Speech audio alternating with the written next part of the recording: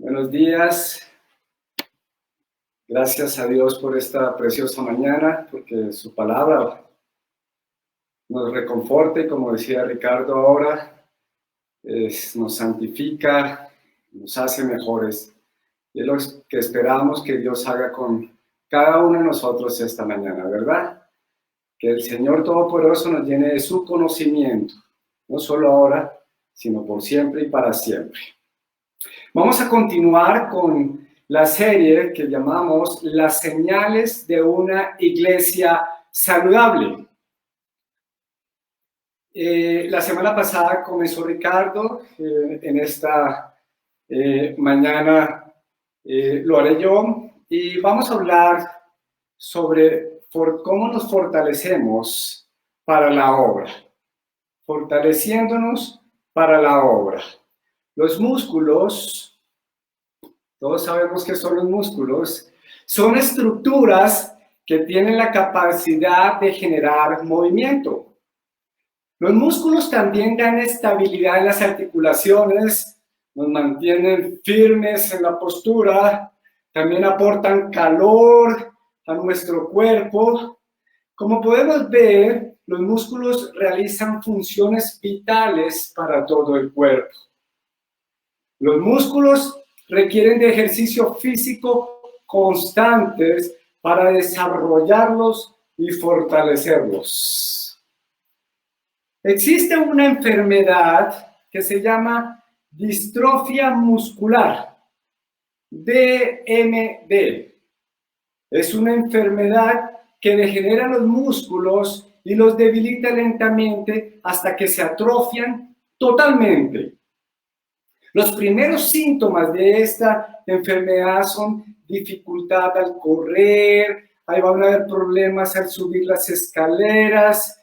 Generalmente los niños o el adulto puede caerse a menudo, constantemente, empiezan a temblar, los brazos y las piernas, la columna empieza a torcerse también. Empiezan a caminar estos pacientes, de puntillitas, porque no hay estabilidad en ellos. Aún llegan hasta no poder moverse, y en los casos más graves, estos pacientes pueden llegar hasta morir por esta enfermedad. Cuando los músculos no se ejercitan, se atrofian, pierden su masa y su fuerza. Se dice que a partir del segundo mes de no hacer ejercicio hay una pérdida de la fuerza de un 20% en el músculo. Según un doctor, el doctor Mario Lloret, que es especialista en medicina del deporte, dice que la ausencia de actividad física provoca más de 5 millones de muertes al mes en el mundo, más que el coronavirus. La iglesia de Tesalónica era una iglesia muy musculosa pero espiritualmente. Una iglesia que se fortalecía todos los días para mantenerse firme y saludable. Vamos a abrir nuestras Biblias en Primera de Tesalonicenses.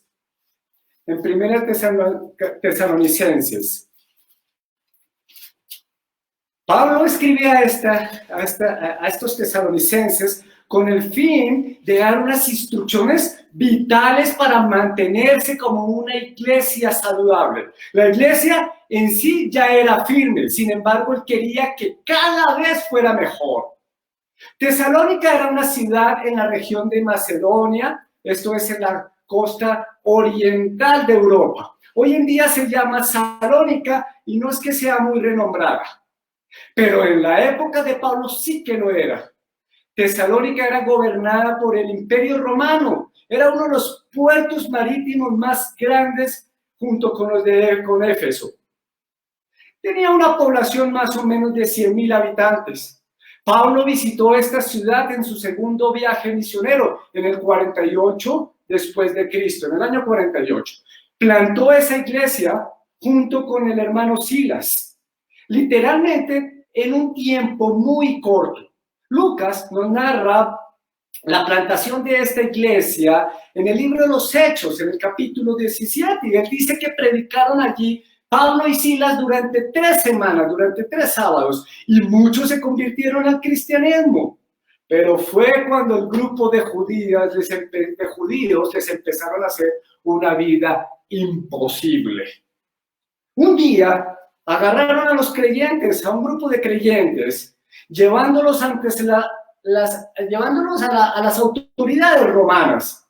Y mientras los llevaban, gritaban: Pablo y Silas traicioneros, Pablo y Silas son problemáticos, han causado problema en todo el mundo, son traicioneros contra el César, porque profesan lealtad a otro rey que lo llaman Jesús. La situación se puso muy difícil. Por tanto, a Pablo y a Silas le tocó abandonar la ciudad. Pablo quedó muy dolido porque no había podido volverlos a ver. Y no solo eso, estaba supremamente preocupado porque la persecución cada vez aumentaba allá en Tesalónica. De hecho, muchos hermanos murieron a causa de su fe allá en Tesalónica. Entonces lo que hizo Pablo fue que envió a Timoteo y le dijo: vaya Timoteo, vaya y cuénteme cómo está la situación de esa iglesia. Cuando llegó Timoteo, no te imaginas lo que había pasado.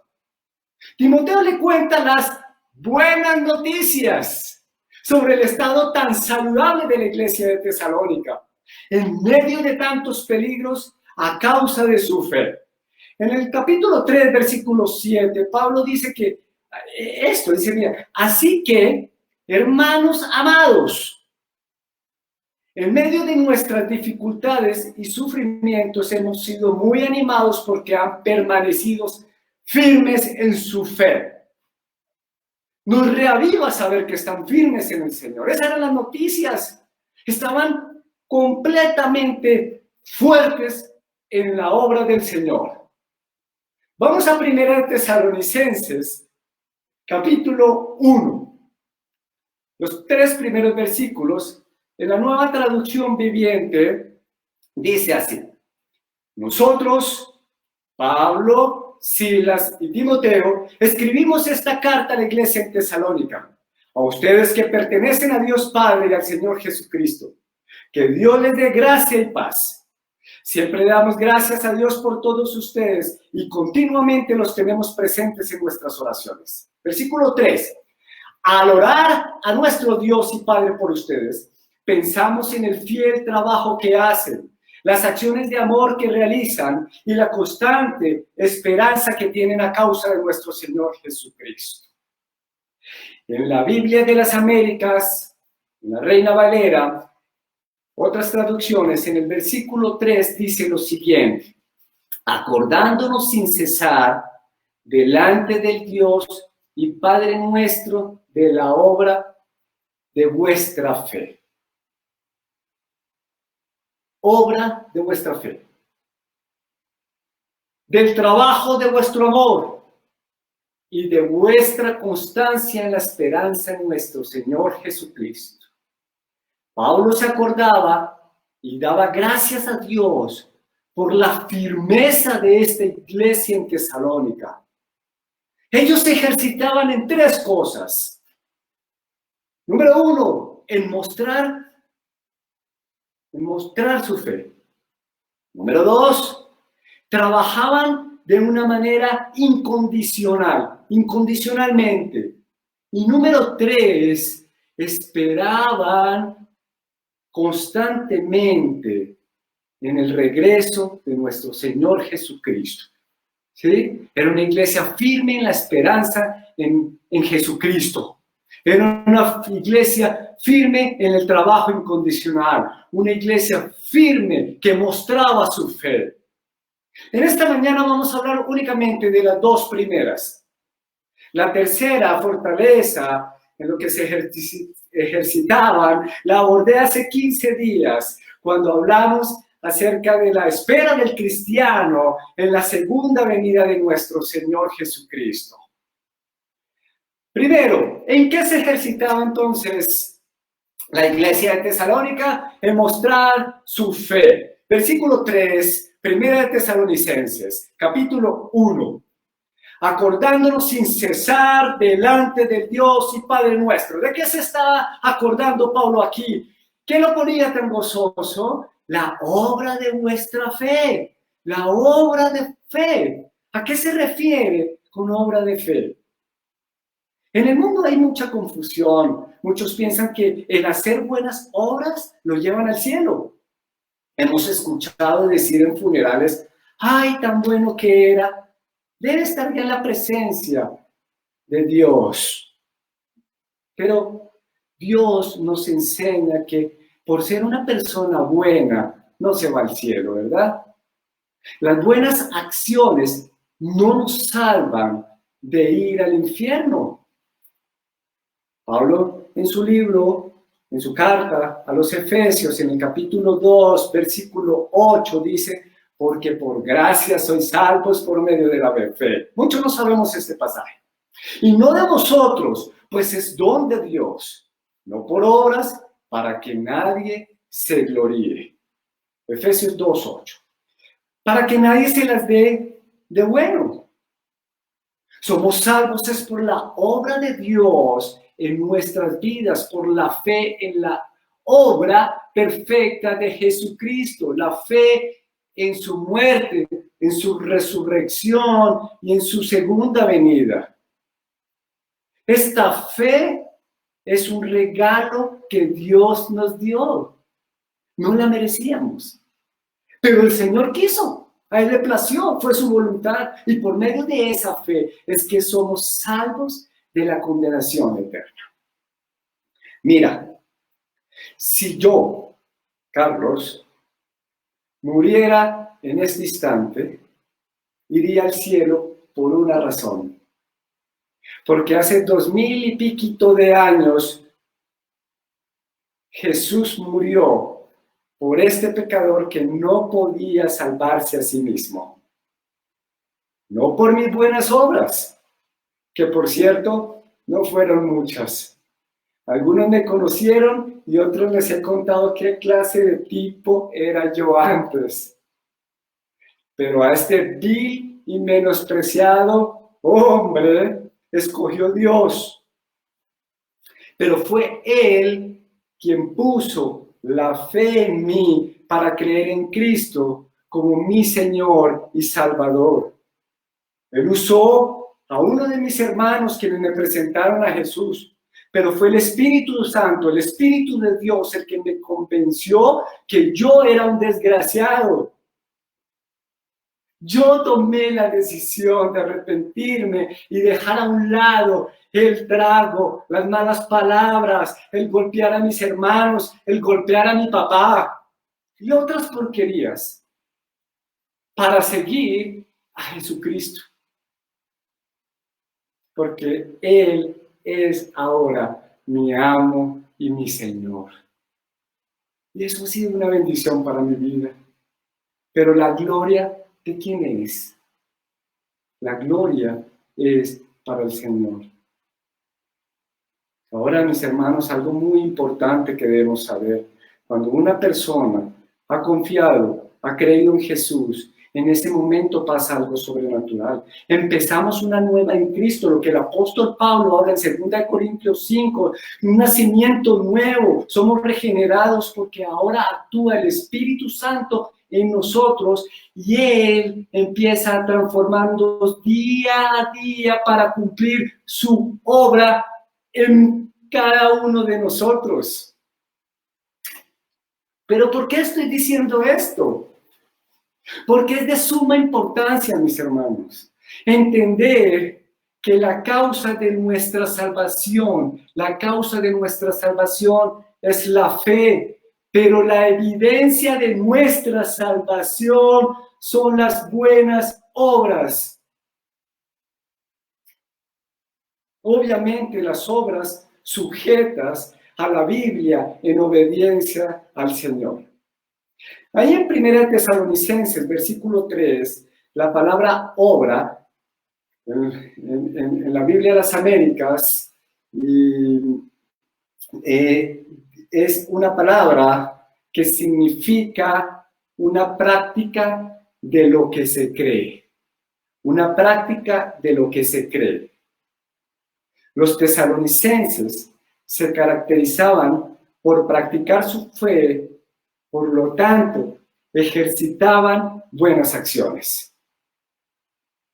¿No? Si recordáramos allí en Efesios donde leímos ahorita, o si volvamos a Efesios capítulo 2, versículo 10, dice, porque somos hechura suya, creados en Cristo Jesús para buenas obras. Obras las cuales Dios preparó de antemano para que anduviésemos en ellas. Efesios 2:10. Increíble que Dios ya sabe cuáles van a ser las obras que un cristiano hará ahorita en un ratico. Y las de mañana. Y las de un mes. Una de las características de las obras de fe es que Dios las preparó de antemano. Él las puso en nosotros y ya las tiene listicas, que para cuando las hagamos en el momento que Él quiera, Él se gloríe y no nosotros. Así que no saquemos pecho. ¡Wow! Mira lo que yo hago, mira lo que yo hice. No, nosotros hacemos buenas acciones porque provienen de Dios. Esa es la diferencia con las otras personas. Porque todo el mundo puede hacer buenas obras, ¿o no? Pero muchos hacen buenas obras para, tal vez, limpiar su conciencia, para sentirse bien. Otros hacen buenas obras para ganarse la salvación. Pero los cristianos hacemos buenas obras porque sabemos que es por la gracia de Dios. Nuestras acciones ya están planeadas por Dios, por el Señor. Están impresas en su palabra. Dios las preparó de antemano para cada uno de nosotros para que andemos en ellas. Entonces, cuando tú y yo estemos motivados a hacer una buena obra, una buena acción, es por Él y para Él, para que su nombre sea glorificado. ¿Cuál es nuestra responsabilidad? Hacerlas. Santiago está de acuerdo con Pablo y en su carta lo dice, aunque de otra manera. Es más, Santiago nos da un ejemplo. Quiero que vayamos todos al libro de Santiago, capítulo 2. Vamos a leerlo de la Nueva Traducción Viviente. Perfecto.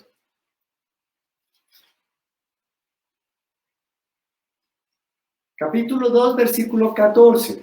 Dice, amados hermanos, ¿de qué le sirve a uno decir que tiene fe si no lo demuestra con sus acciones? ¿Puede esa clase de fe salvar a alguien? Ya sabemos que no. La salvación no es por obras, sino son el resultado. Ahora viene el ejemplo que da Santiago, versículo 15. Supóngase que ven a un hermano o una hermana que no tiene que comer ni con qué vestirse. Recuerda que Santiago le está hablando aquí a los creyentes. Versículo 16.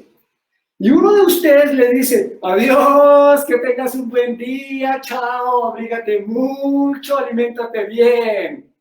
Pero no le da ni alimento ni ropa. ¿Para qué le sirve? ¿Para qué le sirve esa fe? En nada. Es una fe atrofiada, débil. Versículo 17. Como pueden ver, la fe por sí sola no es suficiente. ¿Sí ven? Nuestra fe tiene que ir más allá, como decimos, una milla más. A menos que produzca buenas acciones, está muerta y es inútil. La fe, sin buenas obras, acorde a la palabra, es una fe muerta y de nada sirve. Estas obras delante de Dios serían como un cero a la izquierda. Continuamos, versículo 18. Ahora bien, Alguien podría argumentar, algunas personas tienen fe, otras buenas acciones, pero yo les digo, ¿cómo me mostrarás tu fe si no haces buenas acciones? Se puede mostrar la fe, ¿no? Yo le mostraré mi fe con mis buenas acciones. Tú dices tener fe porque crees que hay un solo Dios. Bien hecho. Felicitaciones. Eso es muy cierto. Qué buen conocimiento del tema tienes. Pero aún los demonios creen y tiemblan, aterrorizados. ¡Qué tontería! Miren, las cosas no son así. ¿Acaso no te das cuenta de que la fe sin buenas acciones es inútil? Aquí vemos otra característica de la obra de la fe. Es para los creyentes únicamente. Y los tesalonicenses eran maquinitas de producción de buenas y buenas y buenas acciones. Ellos no querían tener una distrofia muscular en la iglesia. Al contrario, se ejercitaban para la obra en el Señor, aún en medio de tanta dificultad. Y Pablo, ¿qué hacía? Se regocijaba y daba gracias a Dios. Por fin entendieron el Evangelio de Dios. No están fingiendo su fe. Hoy en las iglesias podemos encontrar algunos falsos cristianos, podemos llamarlos. Jesús los llamaba lobos disfrazados de ovejas, con una fe fingida. Pueden hacer algunas buenas obras, pero algún día caerán y sus malas obras los delatará, los descubrirá. Jesús lo dijo ahí en Mateo 7, versículo 16. Dice, por sus frutos los conoceréis. ¿Acaso se recogen uvas de los espinos o higos de los abrojos? Así que todo árbol bueno da frutos buenos, pero el árbol malo da frutos malos. Un árbol bueno no puede producir frutos malos, ni un árbol malo producir frutos buenos. La iglesia de Cota tiene buenos árboles, hermano. Aún siendo joven, aunque no tanto como la de Tesalónica, aún siendo joven, hemos visto un fruto enorme en muchos de nuestros hermanos. Y nos alegramos enormemente. Yo lo he vivido con Ricardo. Saltamos y bendecimos al Señor. Y en varias oportunidades, gracias, porque muchos hermanos han mostrado su fe por medio de esas obras. Pero también creemos que debemos fortalecernos cada vez más e ir una milla más. Porque si no hay obras de fe, puede ser peligroso para la iglesia. La iglesia puede atrofiarse, puede enfermarse. Entonces, Dios nos está haciendo esta mañana un llamado. Y no solo es a congregarnos, claro, pero hay que ir más, hacer más, hay que actuar, hay que sacarle músculo, ejercitar, a mostrar nuestra fe. ¿Cómo vamos a hacer eso? ¿Ejercitándonos? Claro, vamos a sacarle músculo, un músculo espiritual a esta iglesia, vamos a ayudarnos los unos a los otros. Tenemos que ejercitarnos para sostenernos los unos a los otros, edificarnos los unos a los otros, mostrar a Cristo los unos a los otros. Debemos actuar para sufrir con los que sufren, a llorar con los que lloran, a tener compasión con los necesitados. Porque la fe de la iglesia de Cota no es una fe muerta, sino es una fe viva, viva y eficaz. Amén. Mira lo que están viendo en la pantalla, mis hermanos. Hombres, varones, que se ejercitan en la fe, se están preparados, disciplinados, diligentes para trabajar en las obras de fe. Entonces, mis hermanos, si alguien necesita ayuda, ¿qué? ¿Qué hay que hacer? De una. Ir a las Escrituras, orar, pedir sabiduría. ¿Qué vamos a hacer? Pero si alguien necesita ayuda, no nos podemos quedar en decir, voy a orar por ti, Dios te bendiga. Si alguien está enfermo, no nos podemos quedar en decir, ay, pobrecitos, qué sufrimiento, qué dolor los de esa familia. Si alguien necesita dinero, tiene hambre, no nos podemos quedar en decir, ay, qué vaina, la situación está difícil. No, este coronavirus nos acabó a todos. Si alguien tiene un problema con un hijo, no nos podemos quedar en, ¿sí ven? Yo sí sabía que ese muchacho andaba en malos pasos. Eso era de ahí. Mis hermanos, manos a la obra. El cristiano no se queda quieto, no se hace el de la vista gorda. Si alguien necesita, ¿qué? De una. ¿Qué? ¿Vaca? Vamos a reunir dinero por nuestro hermano. ¿Tiene hambre? Listo. No tenemos en estos meses la canasta del amor, la canasta de misericordia. Pero ¿qué hay que hacer entonces? ¿Cómo le llevo el mercado? ¿Qué te hace falta? ¿Tienes frío? No nos podemos, ay, Dios te bendiga. Vamos a orar por la necesidad de nuestros hermanos. Padre nuestro, ayuda. No, hay que actuar también. Claro, Dios provee, Dios quiere que oremos. Pero hay que trabajar en eso.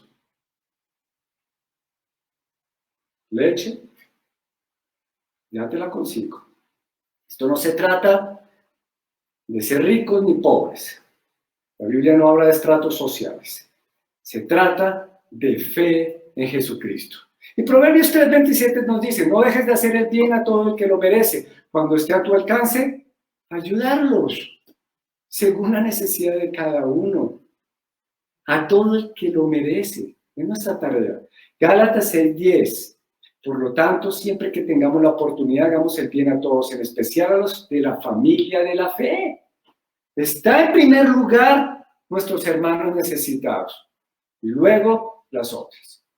Entremos al segundo punto. Una iglesia que trabaja incondicionalmente, una iglesia que se ejercita en trabajar de una manera impresionante. Vamos al versículo 3 nuevamente de Primera de Tesalonicenses. Capítulo 1. Acordándonos sin cesar delante del Dios y Padre nuestro de la obra de vuestra fe, del trabajo de vuestro amor. Una palabra puede cambiar o confundir el significado de una frase, aún de una doctrina. La palabra aquí usada por Pablo para trabajo o para acciones en la Nueva Traducción Viviente es diferente a la que mencionamos anteriormente para obras. Aquí la palabra implica una labor intensa donde se gastan nuestras energías usadas para describir el trabajo arduo de los esclavos quienes soportaban toda molestia, una labor dispuesta a soportar calor, lluvia, zapatos rotos, callos en los pies, lo que mal olor, sin queja alguna. Así que los tesalonicenses trabajaban de esta manera. Intensamente, arduamente, gastando energía, dispuesta a sufrir molestias, sin quejas, pero la razón era el amor a Cristo y el amor a los demás. Por eso trabajaban tan fuerte, por amor al Señor. Si pudiéramos reunir en una sola palabra este tipo de trabajo, yo diría que la palabra sería incondicionalmente. Pero acorde a la palabra de Dios, a su voluntad. Podemos trabajar arduamente en ser ladrones o vendiendo droga, tal vez. Pero no se trata de eso. Pablo y Silas fueron ejemplo de trabajar así. Y los miembros de la iglesia sirvieron en la obra del Señor de esta manera, porque así lo aprendieron, y lo que aprendieron lo hicieron porque estaba también acorde a la voluntad del Señor. Primera Tesalonicenses 2:9, capítulo 2, versículo 9, dice: ¿acaso no se acuerdan, amados hermanos, cuando trabajábamos entre ustedes? Día y noche nos esforzamos por ganarnos la vida, a fin de no ser una carga para ninguno de ustedes, mientras que predicábamos la buena noticia de Dios. Mira, los miembros de las iglesias locales tienden a imitar a su liderazgo. Señores líderes, qué responsabilidad tan grande. Si el liderazgo es estudioso de la Biblia, se espera que los miembros se motiven a estudiarla, ¿o no? Si los líderes son flojos, la iglesia será débil. Si el liderazgo trabaja incondicionalmente, incansablemente, por amor a Cristo y a los demás, ¿cuál será el resultado? Yo creo que los miembros de la iglesia trabajarán de igual manera. Si los líderes de la iglesia son trabajadores y se esfuerzan, disciplinados, diligentes para llevar el mercado y para los servicios de sus hogares, los miembros deberían tomar ese mismo ejemplo. Pablo también hace referencia a trabajar incondicionalmente, de acuerdo a la Escritura, obviamente, para llevar la papa y la leche a casa. En 2 Tesalonicenses lo podemos ver, capítulo 3, versículo 8. Vuelve y repite, en la segunda carta a estas mismas personas, ¿no? A estos mismos creyentes. Trabajamos mucho de día y de noche, vuelve y repite, a fin de no ser una carga para ninguno de ustedes. Por cierto, mira, teníamos el derecho de pedirles que nos alimentaran, pero quisimos dejarles un ejemplo que seguir. Incluso mientras estábamos con ustedes, les dimos la siguiente orden: los que no estén dispuestos a trabajar, que tampoco coman. Sin embargo, oímos que algunos de ustedes llevaban vidas de ocio, se niegan a trabajar y se entrometen en los asuntos de los demás. Les ordenamos a tales personas y les rogamos en el nombre del Señor Jesucristo que se tranquilicen y que trabajen para ganarse la vida. Trabajen en la misma palabra del primer capítulo, versículo 3. Los hombres de Tesalónica también trabajaban duramente para llevar la provisión a su familia. Y esto llenaba de gozo a Pablo. Sabía que esa era la voluntad de Dios. Los vagos, los que andaban quejándose y no tenían la disposición de ganarse el sustento para vivir, eso sí se la pasaban metiéndose en cuanto actividad había en chisme. Ahí en la hora los chismes estaban de cabeza. Pero para el mercadito, nada.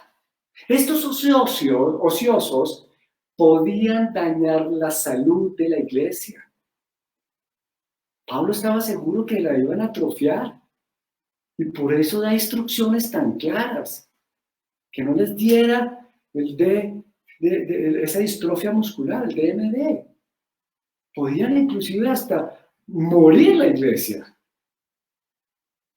Por eso da estas indicaciones. Dice, madrugue, busque trabajo. Su responsabilidad es trabajar de una manera ardua. Si tú dices que eres un cristiano, hazlo por amor a él y a los demás, es lo que está diciendo aquí Pablo. Por alguna razón, si no hay trabajo, Dios en su gracia, en su misericordia, va a proveer. Pero la responsabilidad es ir a trabajar, mis queridos varones, hermanos. Dios nos dio trabajos a muchos de nosotros. Unos trabajan en plomería, en carpintería, en jardinería, en ingeniería, otros en pastoreo, para proveernos y darle la gloria al Señor. ¿Cuál debe ser la motivación para trabajar entonces de esa manera? ¿Cuál debe ser nuestra motivación de la iglesia para trabajar así, en la obra del Señor? Recordamos el amor a Cristo y el amor a los demás. ¿Te imaginas el testimonio de la iglesia de Cota donde todos trabajáramos de esa manera? Trabajáramos así en los ministerios y aún en nuestros trabajos seculares. Como decía mi papá, cuando él llegaba a casa, ¿qué hiciste, papi? Nada. Trabajar como un esclavo, me respondía. De una o de otra manera, todos los cristianos tenemos trabajo, responsabilidades. ¿Qué me dice el de las mujeres? Las mujeres trabajan de día y de noche por sus esposos, por sus hijos, por sus papás, por sus hermanos, por las hermanas, por las iglesias. Aún trabajan por ellas mismas. Son esposas, son pediatras, son consejeras ahora, es impresionante el trabajo. En estos días hacen un trabajo hasta de peluquería perfecto.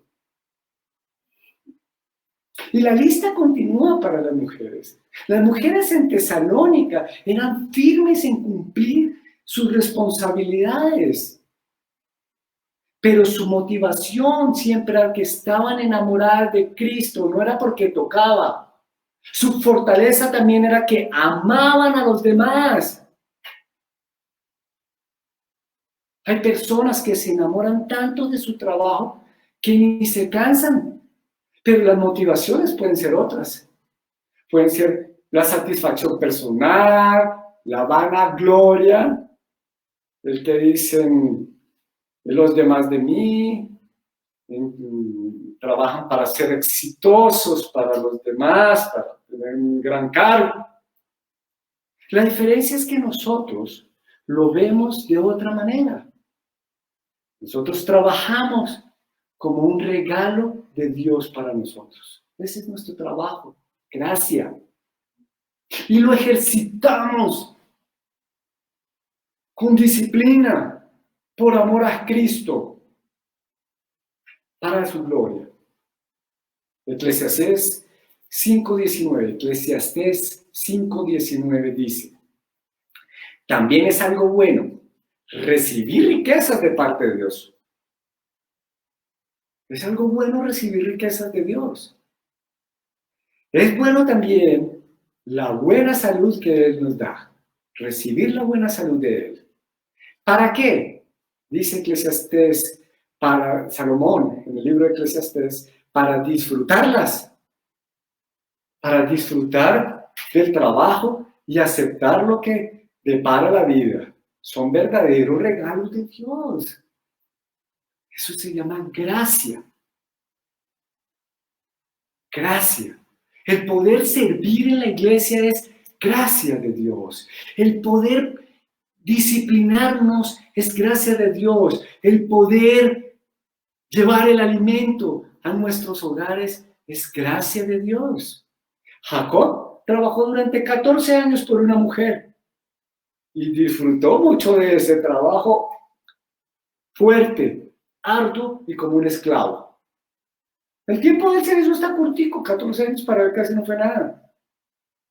En su corazón sabía que Dios le había puesto a Raquel como mujer y luchó incansablemente para conseguirla.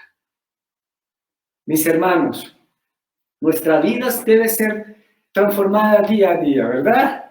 Nuestras malas acciones serán reemplazadas por buenas acciones. Amén. Que así sea.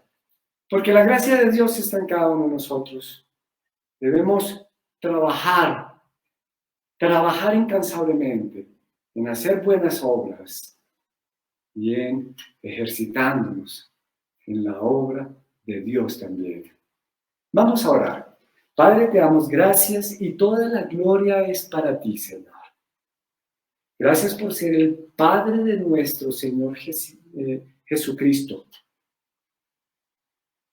Gracias por tu misericordia.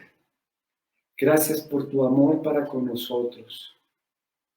Gracias, Señor, por tu palabra y por la salvación. Por esta salvación preciosa que nos guía, Señor, a hacer buenas obras, Ayuda a esta iglesia de Cota, Señor, que cada vez nos fortalezcamos más en ayudarnos, en soportarnos los unos a los otros, Señor. Muéstranos a cada uno de nosotros las necesidades de los demás. Pon en nuestro corazón esa motivación, Señor. Queremos una iglesia saludable y la queremos, Señor, porque te amamos a ti, amamos a nuestro Señor Jesucristo. Déjanos trabajar fuertemente para ese cumplimiento, para la obra tuya. En el nombre de Jesús te lo pedimos, mi buen Señor. Amén y amén. Gracias, mis hermanos. Que el Señor les bendiga. Que la misericordia de Dios siempre esté en nosotros.